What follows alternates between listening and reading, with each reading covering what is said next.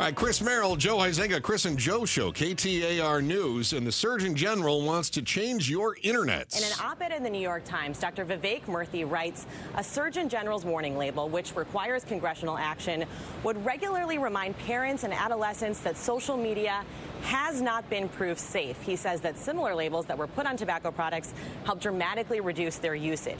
You know, as we talk with our clinical family therapist there, Michael Klinkner, I was thinking about that and how sometimes as parents we tell our kids, you should do this. As he pointed out there at the end, Joe, he said, if the kids are cutting back on their screen time, that means that parents need to lead by example. They need to as well. And it got me thinking about growing up, Pablo, you can back me on this, Joe, growing up in the 80s, we all had that uncle who would smoke 3 packs a day and then tell us, don't smoke, it's bad for you.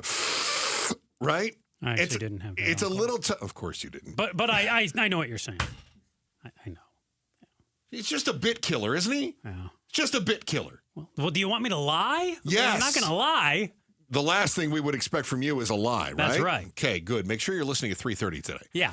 Here's what I was thinking, though, is that we had that example. We had that parent or that uncle or whatever it was that said, you're not allowed to smoke. It's bad for you. Sucking down the heaters, right? Constantly. Mm-hmm. And it feels that way if we're on TikTok nonstop, if we're doing all these things and then telling the kids they shouldn't as well because it's bad for you. Murthy is pointing to data that shows teens who spend more than 3 hours a day on social media face double the risk of anxiety or depression. The average user that age was on social media for almost 5 hours a day. So what is the why? Why are parents not doing a very good job keeping our kids off social media? Your thoughts, Joe, as not a parent? One, it's tough. It's not easy, as we discussed with Michael. If it was so easy, we'd be talking a lot more about it, or we'd be talking a lot less about it, and it would just be done. A couple other things I came up with. The genie's out of the bottle on this, too, where it's been going on. I mean, that report from the AMA came out in 2019. So it's not this new, we didn't just find out yesterday, kids are way more depressed if they're on social media for a long time. We've known about this for 4 or 5 years.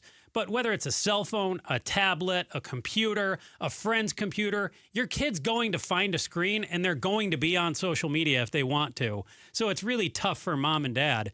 The other thing that I thought about is, as parents, which I am not one, I am a cat dad, though. I'll point that out. We have a tough time relating to kids on this. When we were 12, the internet was in its infancy, or it didn't exist at all. I mean, think about when you were 12, Chris. Did you have the internet? No. So Al Gore hadn't invented it yet. Yeah, I think I had it, but gosh, it was lousy. Now it's there and it's been there for 20 plus years. Our kids have always had it. We didn't. So we're trying to fight a problem we didn't really grow up with. When we were kids, it was smoking, like you mentioned, drugs, some of the stupid stuff that kids would get into.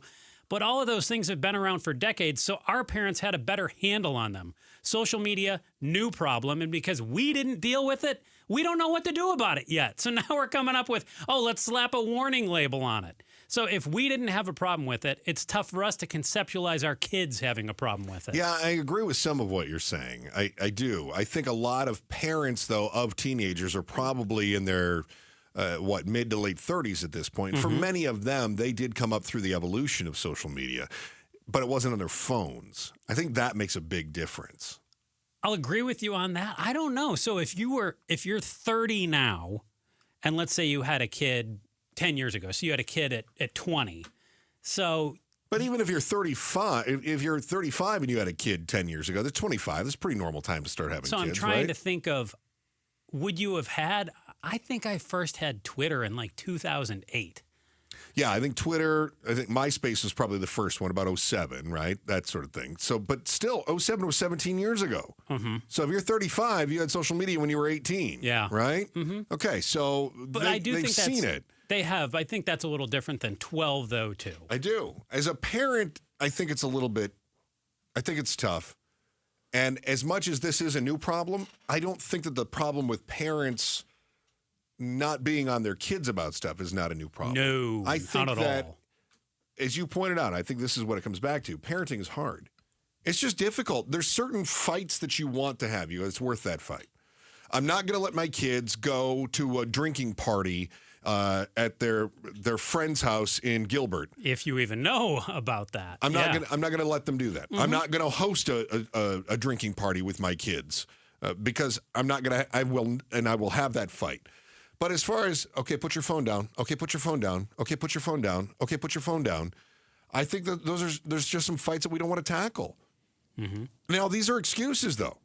I mean, we should be tackling these fights, right? There are certain hills you don't want to die on. There are certain that you should. And I think more and more we're witnessing that this is one that we really want to fight for. But I think in large part we just find excuses. And I think you laid some out. We said they're going to do it anyway. Oh, okay, well, I shouldn't try.